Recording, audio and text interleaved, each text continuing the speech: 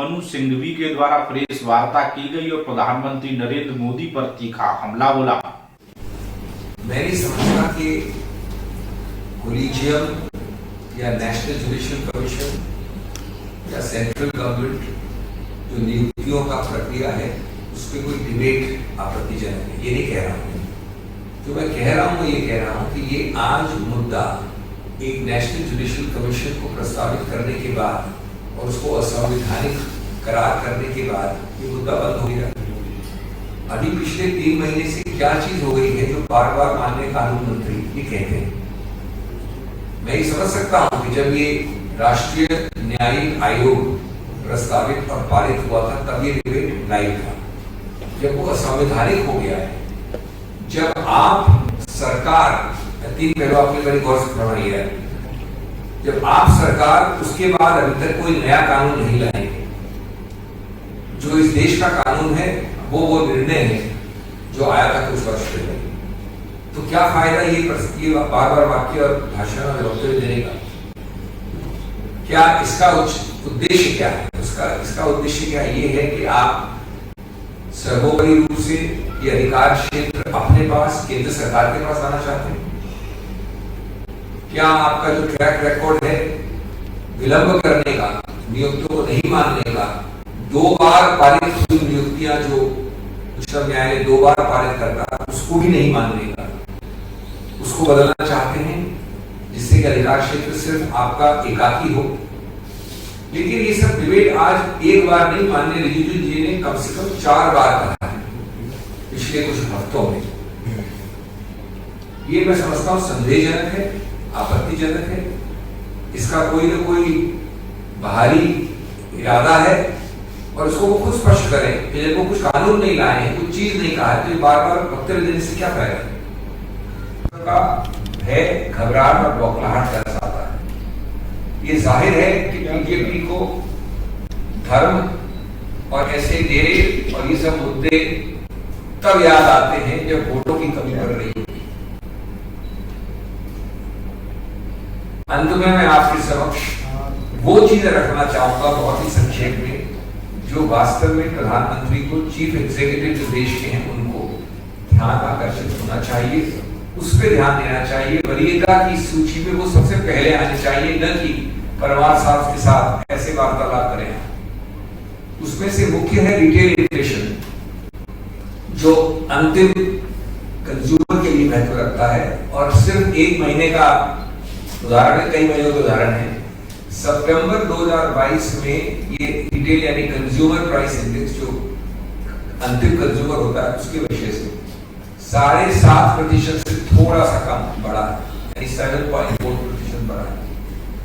इससे भी ज्यादा घबराने वाली बात, इससे भी ज्यादा एक खतरनाक बात कि ये जो सीपीआई होता है कंज्यूमर के विषय में, ये ग्रामीण एरियाज में शहरों से भी ज्यादा बढ़ा है,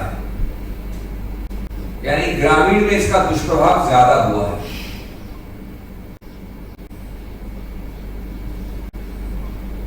इसका मुख्य कारण है खाद्य पदार्थों की कीमतें, जो सीधा आम आदमी के पेट में लात मारती हैं। खाद्य पदार्थ को अगर आपने सितंबर का मैंने आपको आंकड़ा दिया 7.5%, उसमें खाद्य पदार्थों का, वेजिटेबल्स का यानी सब्जियों का 18% है, मिर्च मसालों का 16.8 यानी करीब करीब 17%, सीरियल्स जो हैं उनका 11.5%। ये जो 3 आंकड़े दिए मैंने आपको, सब्जियों के, मिर्च मसालों के और सीरियल्स के, ये सितंबर 2013 के बाद हाईएस्ट सबसे ऊंचे आंकड़े हैं, यानी 9 वर्षों के सबसे बड़े। साथ साथ इन्फ्लेशन बढ़ना, कीमतें बढ़ना जाहिर है, क्योंकि उत्पादन की दर 0.7% यानी 0.7% गिरी है। और अंत में रोजगार, जिसको तो भूल गई है सरकार, माननीय प्रधानमंत्री भूल गए अपने वक्तव्यों को।